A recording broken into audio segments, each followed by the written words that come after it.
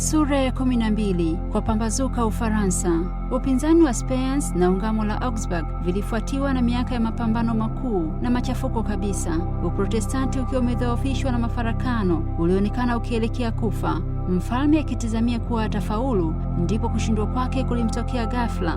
Mwishowe alilazimika kupitisha ushindi wa mafundisho yaliyokusudia kuyaharibu tangu zamani. Aliona majeshi yake yakiangamizwa katika vita, hazina zake zikikaushwa na sehemu kubwa ya nchi yake ikikaribiwa na uasi, ambavyo imani ile aliyoichukia na kuipinga ikazidi kustawi na kufanikiwa. Charles wa tano amekuwa akijaribu kupigana na Mwenyezi na uwezo wake.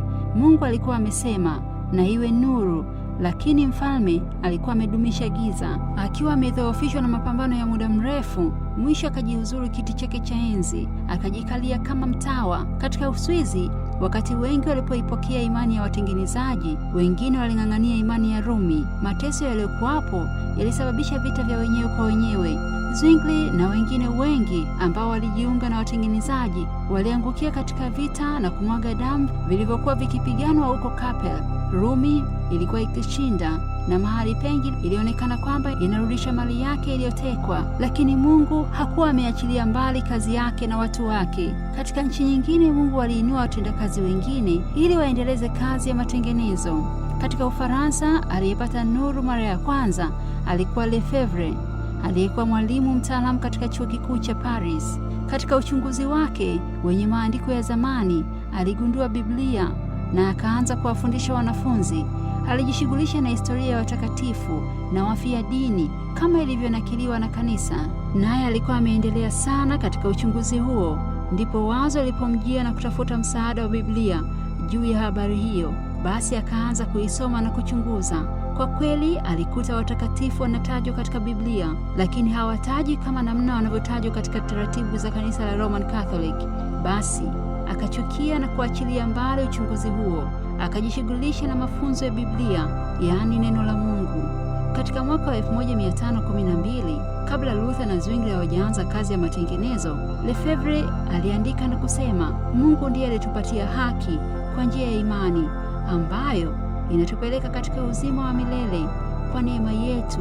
Wakati alipokuwa akifundisha kwamba utukufu wa wokovu ni wa Mungu peke yake, akasema kuwa wajibu wa utii ni wa binadamu. Baadhi ya wanafunzi wa Lefebvre walimsikiliza kwa makini sana, hata wakatamani kuwa watangazaji wa maneno hayo ya Mungu wakati mwalimu wao atakapofariki. Mmojawapo wa watu hao alikuwa William Farel.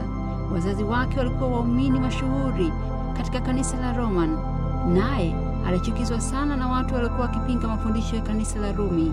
Alikuwa na nia ya kuangamiza watu kama hao. Alisema, ninaposikia mtu akisema maneno kinyume na Papa, ninamsagia meno kama mbwa mwitu mwenye ghadhabu. Lakini taratibu za ibada, kutukuza watakatifu, kuabudu madhabahuni na kutoa matoleo ya kila namna haviwezi kuleta amani moyoni. Kutubu na kutoa kitubio cha dhambi na kadhalika haviwezi lolote. Maneno ya Lefebvre yalikuwa wokovu ni wa neema. Msalaba wa Kristo peke yake ndio hufungua malango ya mbingu na kufunga malango ya kuzimu. Farel akiwa ameongoka kama Paulo, aligeuka kabisa kutoka katika kifungo cha mapokeo na kuingia katika uhuru wa wana wa Mungu. Badala ya kuwa na roho ya ghadhabu kama ya mbwa mwitu, aliyegeuka akawa mpole kama mwanakondoo, akiwa ameachana kabisa na Papa na kumgeukia Kristo. Wakati Lefebvre alipokuwa akiitawanya nuru ya Injili kwa wanafunzi, Farel aliitawanya kwa watu wote hadharani.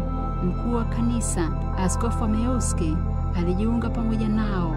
Walimu wengine pia wakajiunga nao katika kuitangaza Injili na kuongoa watu wa aina mbalimbali, tangu mafundi, wakulima, hata watu wa ikulu. Katika jumba la mfalme, dada wa mfalme Francis wa kwanza aliipokea imani ya watengenezaji. Watengenezaji walitazama kwa matumaini makubwa wakati ambao Ufaransa ingeongolewa kwa Injili, Agano Jipya la Kifaransa. Lakini matumaini ya watengenezaji hayakutimia. Mateso na majaribu yaliwangojea wanafunzi wa Kristo. Walakini wakati wa amani ulipita kati ili wajiandae kukutana na tufani kali. Wakati huo watengenezaji waliendelea sana. Lefebvre alijishughulisha na kazi ya kutafsiri Agano Jipya kwa lugha ya Kifaransa. Wakati ule Biblia ya Kijerumani ilitafsiriwa na Luther ilipotoka mitamboni huko Wittenberg. Agano Jipya ya Kifaransa pia ilichapishwa huko Mekius. Basi wakulima wa Mekius walipata kulisoma neno takatifu la Mungu. Basi wafanyakazi, mafundi, wakulima waliburudika sana na kuchangamka wakati walipokuwa wakiongea na kutafakari mafungu ya Biblia. Ingawa hawa kuwa wenye elimu ya juu, wakiwa wakulima tu, nguvu ya neema ya Mungu ilionekana katika maisha yao. Nuru iliyowashwa huko Meaux ilipeleka mwanga wake mbali. Hesabu ya waumini ilizidi kila siku.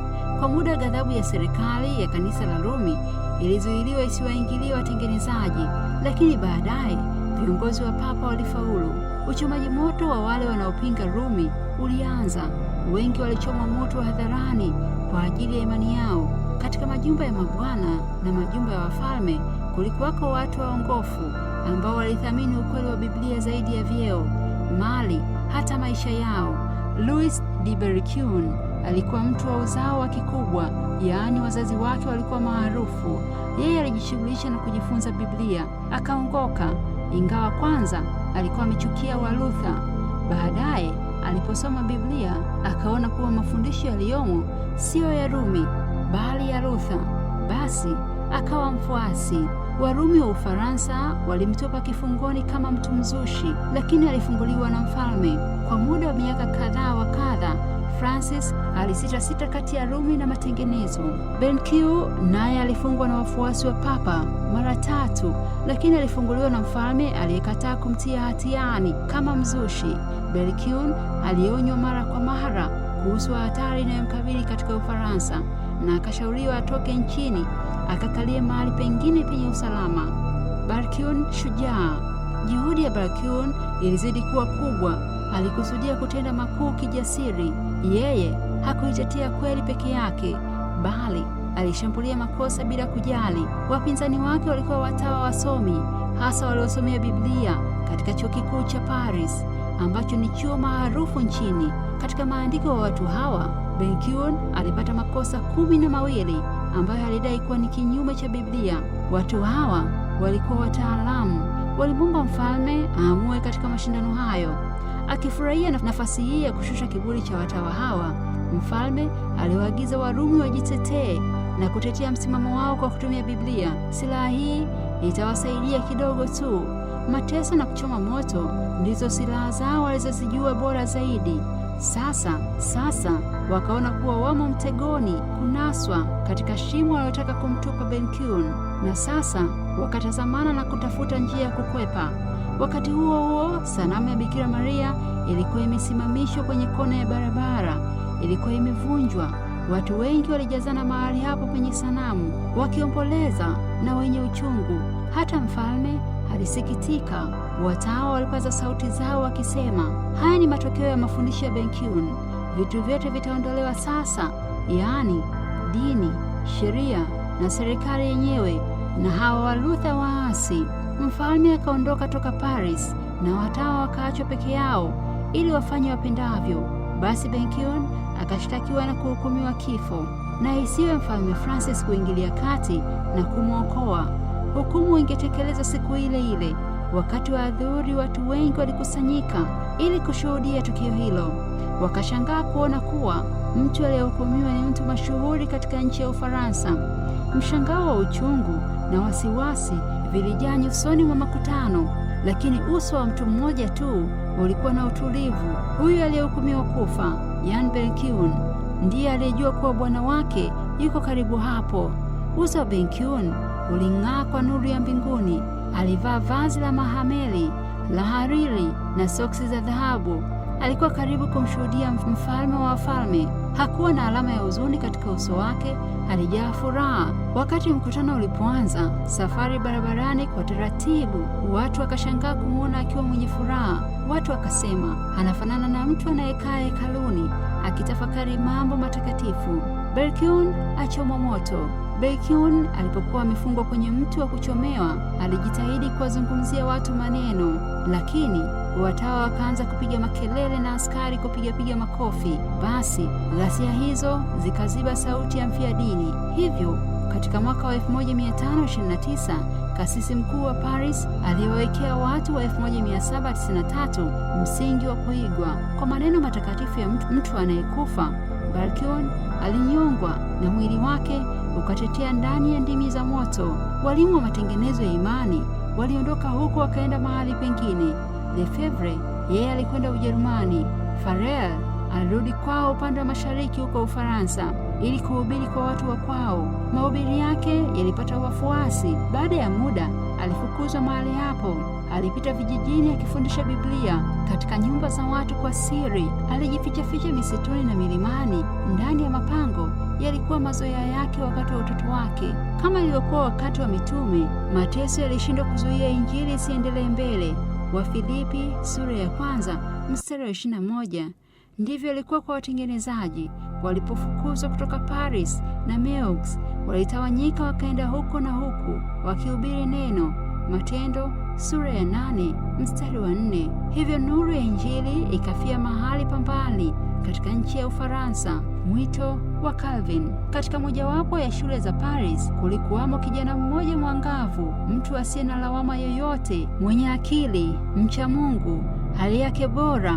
Alifanya chuo chake kijivunie kwa ajili yake, na ilitumainiwa kwamba kijana huyo ambaye aliitwa John Calvin atakuwa mtetezi ukweli kanisani. Lakini nuru ya Mungu ilipenya kuta za chuo, ikamfikia Calvin na kuupenya ushirikina uliomzunguka.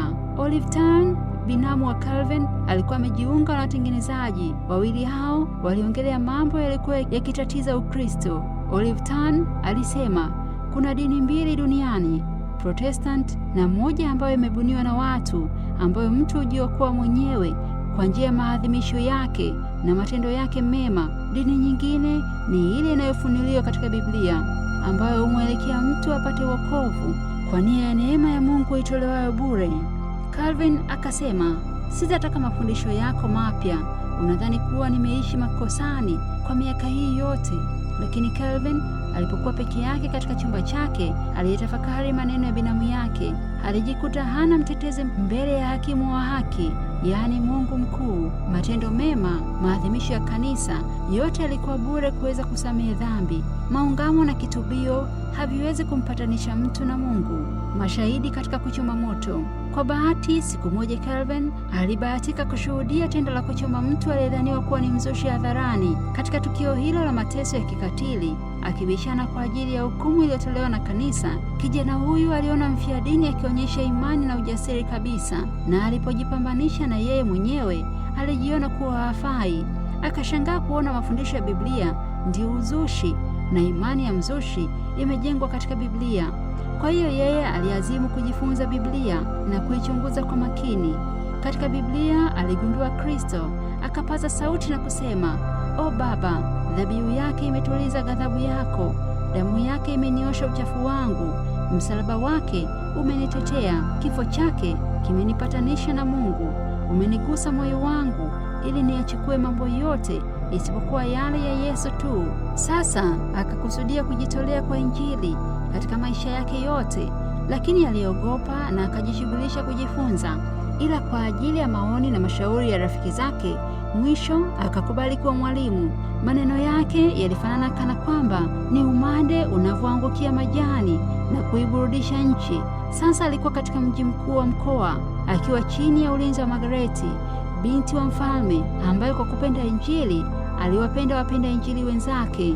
Kazi ya Calvin ilianza katika nyumba za watu waliosikia Injili, nao walipitisha kwa wenzao, na vivi hivi aliendelea kuweka msingi wa kanisa ulio imara, ambao litatoa ushuhuda bila woga.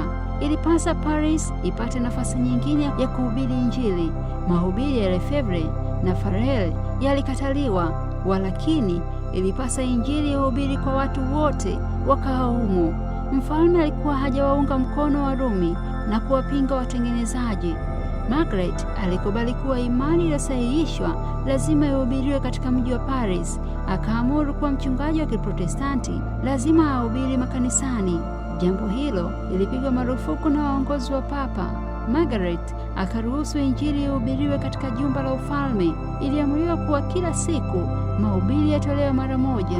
Watu maelfu waliokuwa wakihudhuria katika mahubiri hayo. Mfalme akaamuru kuwa makanisa mawili ya Paris yafunguliwe.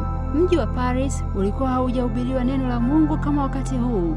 Hali ya kiasi, usafi na utulivu pamoja na shughuli vilichukuliwa mahali pa ulevi, ufisadi, ugonjwa na uvivu. Watu wengine walipoiamini Injili, wengine waliikataa.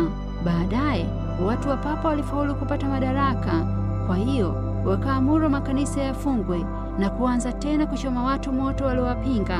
Wakati huo Calvin alikuwa angali Paris. Mwishowe wenye madaraka wakakusudia kumwingiza katika ndimi za moto. Calvin hakuwa na wazo lolote kuhusu hatari. Wakati rafiki zake walipomwendea chumbani kwake na kumwambia kuwa wakuu wako wako njiani wanakuja kumkamata, basi muda si muda pakasikika hodi kwenye mlango wa nje. Basi rafiki zake hawakupoteza wakati, walikwenda kuwachelewesha wakuu wale mlangoni, wakati wengine wakimshusha Calvin dirishani. Akakimbilia katika nyumba ya mtu mmoja aliyekuwa rafiki yake. Huko akajigeuza na kuvaa mavazi mengine, akatia jembe begani, akaanza safari. Alisafiri kwenda kusini ya Ufaransa. Mwisho akajikuta amefika katika utawala wa Margareti. Huko akapata hifadhi. Calvin akazidi kujikalia bila kazi. Mara ile hatari iliyomkabili ilipotulia, alitafuta mahali pengine pa kufanya kazi huko Poitiers, ambapo paliyakaribisha mawazo mapya. Hapo watu walisikia Injili kwa moyo. Wafuasi walipoongezeka, ilionekana kuwa ni bora watoke mjini wawe nje ya mji. Pango moja zuri lilichaguliwa liwe mahali pa mkutano. Mahali hapo pasiri neno la Mungu lilisomwa na kutafakariwa. Mahali hapo hapo waliadhimisha sikukuu ya meza ya Bwana kwa Waprotestanti wa Ufaransa. Kutoka katika kanisa dogo hili, watu kadhaa wa kadha waaminifu walitumwa huko na huko wakiitangaza Injili. Mara nyingine tena Calvin alirudi Paris, lakini alikuta karibu kila aina ya kazi ya matengenezo imefungwa. Mwisho akakata shauri kwenda kuishi Ujerumani. Wakati tufani ya mateso ilipolipuka Ufaransa, Calvin alitoka huko kwa shida sana. Waprotestanti wa Ufaransa, yaani watengenezaji, walikusudia kuanzisha shambulio maalum juu ya Rumi ambalo lingetaharakisha nchi nzima. Matangazo ya kushambulia ubatili wa misa yaliwekwa usiku mmoja mahali pote nchini. Bidii hii ambayo ilikuwa dhaifu iliwapa Warumi sababu ya kutaka wazushi hao waangamizwe, kwamba wanahatarisha serikali na kuvuruga amani nchini. Mojawapo ya tangazo hili ilibandikwa kwenye mlango wa mfalme. Ujasiri huu wa ovyo ulithubutu hata kufika katika nyumba ya mfalme, ulichochea ghadhabu. Ghadhabu yake ilikuwa katika usemi huu: washikwe wote bila kujali wanaoshukiwa, bora wawe wa Luther, nitawang'oa wote. Mfalme aliunga mkono Warumi. Utawala wa ufukuu. Mfuasi mmoja wa imani ya matengenezo aliyezoea kuita waumini wakutane mahali pasiri ili waabudu na kujifunza neno la Mungu alikamatwa. Mtu huyu alikabiliwa na kifo cha kuchomwa moto, na matisho yake aliamriwa aingie kila nyumba ya mfuasi wa Kiprotestanti katika mji huo ajitambulishe kama mfuasi wa Papa. Hofu ya kuchomwa moto ilimtisha, naye akakubali kuwasaliti wenzake, yaani akafanya jinsi alivyoamriwa kufanya. Morin, mpelelezi wa serikali, pamoja na msaliti huyu walipita polepole barabarani mjini. Walipofika nyumba ya mfuasi wa Luther, yaani Mluther, yule msaliti alionyesha dalili bila kutamka neno. Basi msafara ukasimama ukaivamia nyumba hiyo ya Mkristo Mluther. Watu waliokuwamo wakakamatwa na kufungwa, halafu wakaendelea kutafuta Wakristo wengine. Morin aliutetemesha mji. Ulikuwa utawa wa ufukuu. Wale waliokamatwa waliuawa kikatili mno. Walipochomwa moto, iliamriwa kwamba moto upunguzwe ukali wake ili wazidi kuungua kwa muda mrefu bila kuteketea. Lakini hata hivyo walikufa kishujaa bila kuonyesha hali ya kubabaika, wakiwa washindaji wa kweli. Watesi wao waliaibika, wakafedheheka. Watu wote wa Paris wakatambua aina ya Wakristo wanaofuata imani ya matengenezo. Hapa kuwako na madhabahu ya kuhubiri Injili sawa na mahali watu waliokuwa wanachomewa moto. Furaha kamili iliyoangaza nyuso za watu hao walipopitia katika matatizo makuu mpaka kufa ilitangaza uwezo wa Injili. Waprotestanti walishtakiwa kuwa wanafanya njama ya kuangamiza Wakatoliki na kupindua serikali na kumuua mfalme, lakini hakuna ushahidi hata kidogo uliopatikana kuhusu mambo hayo. Hata hivyo, walitendewa ukatili usiosemekana. Lakini baada ya kupita karne moja, mambo hayo waliyosingizia Waprotestanti yaliwapata, yaani mauaji ya kupindua serikali na mfalme wao. Haya yaliletwa na wakafiri na Wakatoliki wenyewe. Juhudi ya kuangamiza Waprotestanti ndiyo ilileta maafa haya ya kutisha katika nchi ya Ufaransa. Tuhuma, mashaka, hofu na wasiwasi viliwakumba watu wote, wala hapakuwako na utulivu. Watu maelfu walikimbia kutoka Paris, wakawa wakimbizi katika nchi nyingine. Hali hii iliwafanya watu wapende imani ya matengenezo zaidi.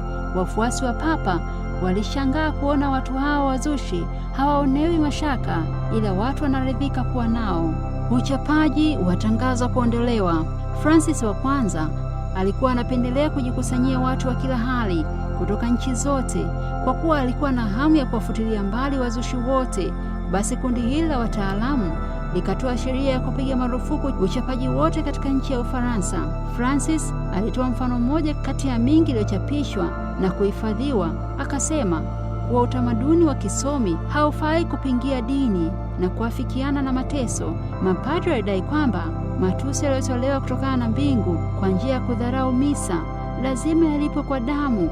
Januari 21 mwaka 1535 ndiyo siku iliyochaguliwa kwa ajili ya adhimisho rasmi. Kila nyumba penye mlango paliwashwa kimuli kwa ajili ya kuheshimu ushirika mtakatifu, sakramenti ya Kikatoliki. Kabla ya kupambazuka, msafara ulianzishwa kwenye jumba la mfalme. Msafara uliongozwa na askofu wa Paris katika fahari kubwa, huku akiungwa mkono na wana wanne wa kifalme. Baada ya msafara kutembea, mfalme Francis siku hiyo hakuvaa taji wala mavazi ya kifalme. Katika kuenenda, alijiinamisha kwa kila madhabahu, si kwa ajili ya makosa yaliyomtia unajisi, wala si kwa ajili ya damu isiyokuwa na hatia aliyomwaga, ila kwa ajili ya dhambi ya kifo ya watu wake ambao wamethubutu kuidharau huduma ya misa. Kwa ukumbi wa jumba la askofu, mfalme alionekana katika maneno ya masikitiko, akiombolezea maovu yaliyoangukia taifa.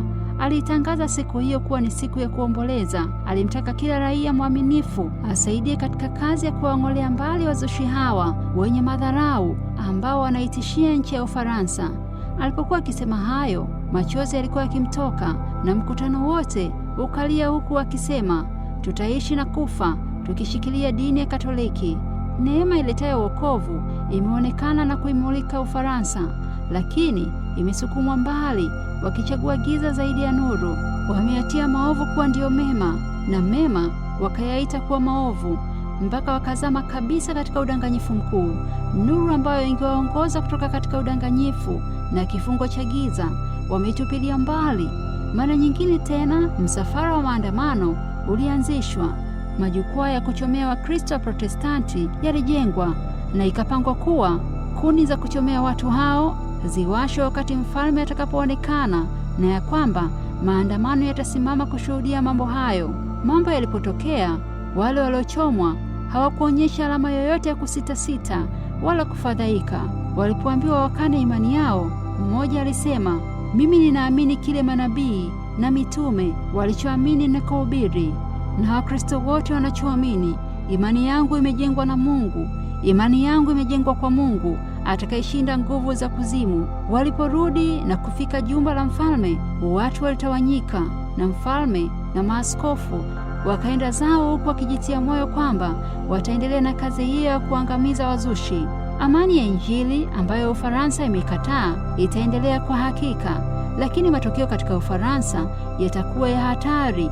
Katika Januari 21 mwaka 1793, maandamano mengine yalipita katika barabara za Paris. Safari hii tena mfalme ndiye alikuwa mwanzilishi wa maandamano. Tena kulikuwako na makelele na ghasia, wakitafuta wazushi wapya. Tena siku hiyo iliishia kwa kuchoma watu wengine. Mfalme Louis wa 16 alipokamatwa, alijaribu kushindana sana na waliomkamata. Mwisho wakakatwa vichwa na kuchomwa. Mahali hapo pa kuchomea watu, karibu watu 2800 walipoteza maisha yao. Matengenezo yameifunua Biblia katika ulimwengu. Upendo mkuu wa Mungu ulidhihirishwa wazi. Kanuni za mbinguni. Ufaransa ilipokataa kipawa cha mbinguni, ikajiwekea akiba ya uhalifu. Mwenendo wa njia yao na makusudi yao ilitokeza uasi. Mwenendo wa njia yao na makusudi yao ilitokea uasi na mapinduzi yaliyoleta utawala wa hofu kuu. Shujaa Farel alifukuzwa nchini kwao akaenda Uswizi. Hata hivyo, mvuto wake haukuzimwa Ufaransa. Akisaidiana na wengine waliofukuzwa kama yeye, walitafsiri maandiko ya Kijerumani katika lugha ya Kifaransa. Walitafsiri pia Biblia katika Kifaransa na vyote vikachapishwa. Kwa kuwa vilichapishwa kwa wingi, wainjilisti wa vitabu walikuwa wakiviuza huko Ufaransa. Farel aliifanya kazi yake huko Uswizi akiwa kama mwalimu, huku akieneza mafundisho ya Biblia kwa tahadhari kubwa. Watu wengine waliamini, lakini mapadri waliinuka na kukomesha kazi hiyo, na washirikina waliipinga kazi hiyo. Mapadri walisema kazi hiyo haiwezi kuwa ya Mungu, maana kuhubiri kwake hakuleti amani ila vita. Farel alisafiri kijiji kwa kijiji, huku akivumilia njaa, baridi, uchovu na hatari ya maisha yake. Alihubiri sokoni, makanisani na mara nyingine katika mahekalu ya Wakatoliki. Mara moja alikamatwa na kupigwa karibu kufa, lakini aliendelea mbele. Alikwenda mji hata mji, mahali ambapo ni ngome ya Ukatoliki, akifungua milango yao kwa Injili. Farel alitamani kuimarisha Uprotestanti huko Geneva. Kama akifaulu kupanda Uprotestanti katika mji huu, ndipo patakuwa kituo kikuu cha kuendesha kazi katika Ufaransa, Uswizi na Italia. Miji mingi na vijiji vilivyozunguka vilipokea Injili. Aliingia Geneva akiwa na mwenzake mmoja tu. Huko aliruhusiwa kuhubiri mahubiri mawili peke yake. Mapadri walimwita katika baraza ambako walikuja na silaha wameficha nguoni ili wapate kumuulia mbali.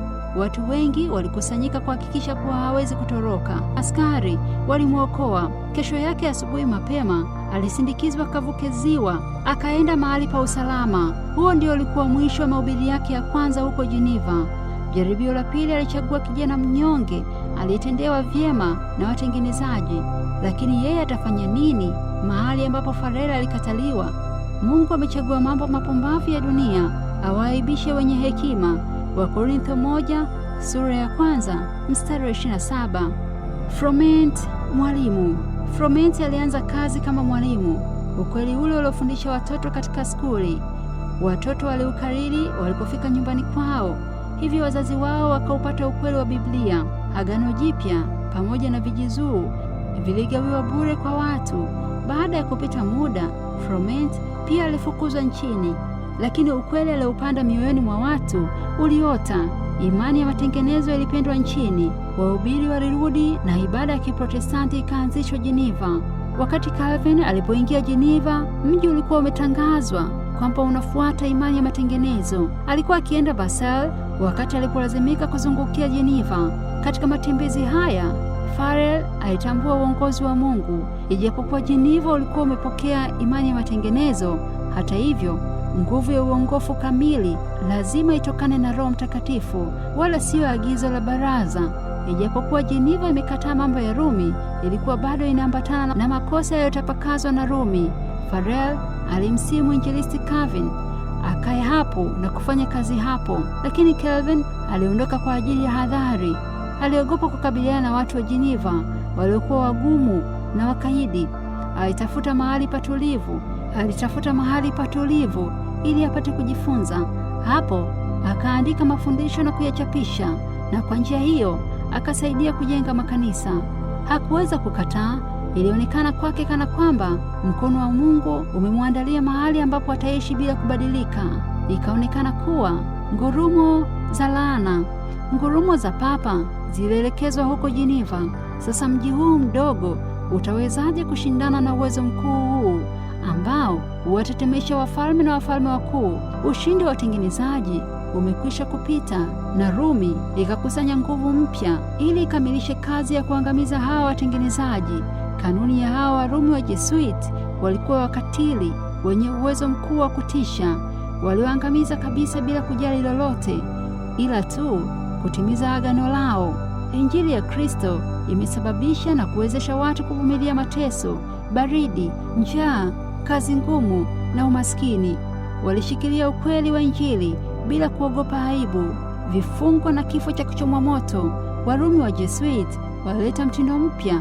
Kusudi lao lilikuwa ni kuung'oa Uprotestanti na kusimamisha utawala wa upapa. Walivaa mavazi ya utawa na kutembea magerezani na hospitali wakiwahudumia wagonjwa na maskini, wakijifananisha na Yesu aliyekwenda huko na huko, wakitenda kazi njema. Lakini katika kifunikio hichi cha utawa ulifichika uovu na makusudi ya uasi. Kanuni ya mambo yao yalikuwa kuhalalisha mambo yao, huku waliongopa, wakiiba, wakiua, kana kwamba mambo hayo ni halali kufanyika, wakiwa wanalihudumia kanisa. Katika hali yao ya hila, walipata nafasi kufikia hata vyeo vya serikali vilivyo vikuu. Walikuwa kama watumishi waaminifu sana, huku wakiwa majasusi.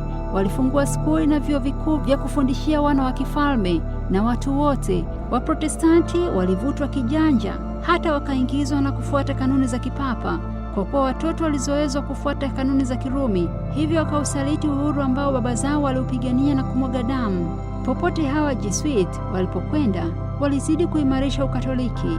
Ili kuwatia nguvu, papa alitoa tangazo la kuanzisha kikosi cha ujasusi. Kikosi hichi hatari kilifanya kazi ya upelelezi kisirisiri. Watu wengi sana wenye ujuzi na utaalamu waliuawa na kukimbilia nchi nyingine. Ushindi wa matengenezo. Hiyo ndiyo njia ambayo Rumi walivumbua ili kuzimisha nuru ya matengenezo na kazi ya kuwasilisha watu katika ushirikina, zama zile za giza. Lakini chini ya baraka za Mungu, kazi za watu watawa wa Mungu aliowainua baada ya Luther, Uprotestanti haukuzimika na kuangamizwa. Haukupata uwezo wake kutokana na wakuu wa dunia. Mataifa dhaifu kabisa ndiyo yaliyohimili. Geneva, mji mdogo, na Uholanzi, kinchi kidogo kilichokuwa kikishindana na Hispania, na Sweden, nchi maskini, ndiko ushindi wa matengenezo ulikoimarika. Kwa muda wa karibu miaka 30, Calvin alifanya kazi huko Geneva, akieneza matengenezo ya Ulaya nzima. Kazi yake haikukosa kuwa na kasoro, lakini alikuwa chombo cha kutetea ukweli na maana kubwa, kukabiliana na uovu wa papa na kueneza usafi wa mafundisho ya Biblia katika kanisa. Kutokea Geneva, vitabu vilivyochapishwa vyenye ujumbe wa Mungu pamoja na walimu walitumwa huko na huko kuutangaza ukweli. Kwa hiyo walioteswa katika nchi zote walitazama kupata mafundisho ya kuwatia moyo. Mji wa Calvin ulikuwa ngome kwa wote waliokuwa wakiwindwa. Katika Ulaya yote ya Magharibi, wote walikaribishwa na kutunzwa. Nao waliufaa mji kwa utaalamu wa aina mbalimbali walioleta. Watu kama John Knox wa Scotland, ambaye ni mtengenezaji hodari, na Waingereza wengi na Waprotestanti wa Uholanzi na Spain walipata nuru huko Geneva, wakaenda nayo huko kwao ili kuwamulika watu wa kwao.